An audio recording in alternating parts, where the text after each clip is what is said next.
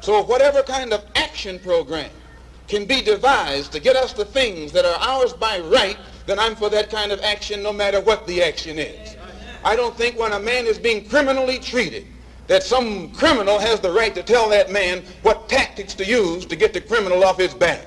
When a criminal starts misusing me, I am going to use whatever necessary to get that criminal off my back.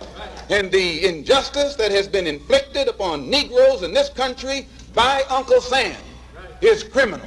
Don't blame a cracker in Georgia for your injustices. The government is responsible for the injustices. The government can bring these injustices to halt. The greatest heroes in American history are those who could rally the nation, those that stood for something amongst a crowd of patriotic loyalists, and those that stood against a governmental rampart of opposition and revulsion, those that brought assembly during a time in which it was needed. I believe without a hint of doubt that the power of assembly is that which gives the United States the ability to become a nation of free thinkers, believers, and patriots who will fight for the ideas on which this country was founded. The Founding Fathers wanted a way for the people to contest controversial ideas. They wanted people to join hands and stand in front of a tyrant and exclaim that they will not be silenced, to break the grip of a government on the throats of its people and make a genuine change that would benefit everyone, not to set up tents on Wall Street and represent the 99% without reason and without purpose. Assembly is the ability of a group of people to gather peacefully in one place for a common purpose to promote change, action, or amend the boundaries of their democracy. However, the Constitution does not allow people to assemble for any purpose they see fit.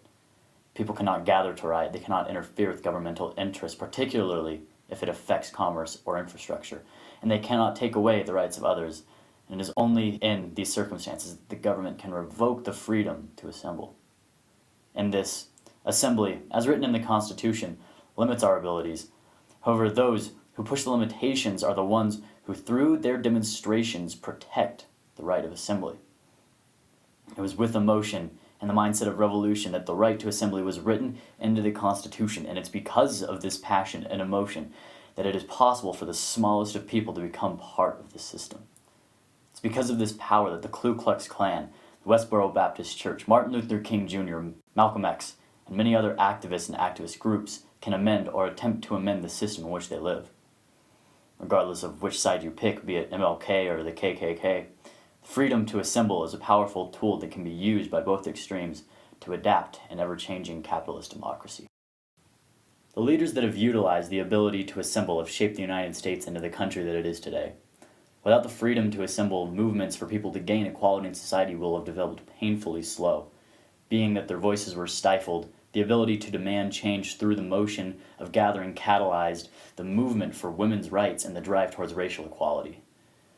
This preaches the power that assembly has, because without the power of assembly, we wouldn't have experienced many of the major social changes that have gripped the 19th and 20th century. These changes were affirmed by people who dared to push the boundaries of the Constitution, by men and women who dared to challenge what people believed in, and by people who had the audacity to off a system that they believed was in the wrong and needed a change. It is a conduit for change. When people gather for a common purpose, they can accomplish great things, and it is these people that do gather which create change, but people who gather without a purpose accomplish nothing. They have no message to scream that will cause an uproar across the nation. They don't have an idea that could push the boundaries of what is considered right and change what is wrong. We saw this with the Occupy Wall Street movement. The 99% fought for months and months without a common purpose, and it ended with hundreds of people going home to their jobs and the lives that they had before the movement, and their lives which were exactly the same as before the protest. They committed no change. It's movements like this that nullify the meaning of constitutional assembly and abuse the rights we were given at our country's conception. We were given these rights and may use them for almost any purpose, but to truly exercise them, there needs to be a common goal, something that the people can reach for and something that at the end of the night will not leave them empty-handed. Movements that have cauterized gaps in our society utilize the power of people who stand together with a common interest. And it is in these common interests that our country unites. Figureheads that lead social revolutions fight through adversity to ensure the success of the cause for which they believe. This country needs people to stand for something. It needs people who are willing to martyr for their cause. And it needs people who will believe in that cause. This country was founded on an idea that society and the goodness therein should be owned by the people.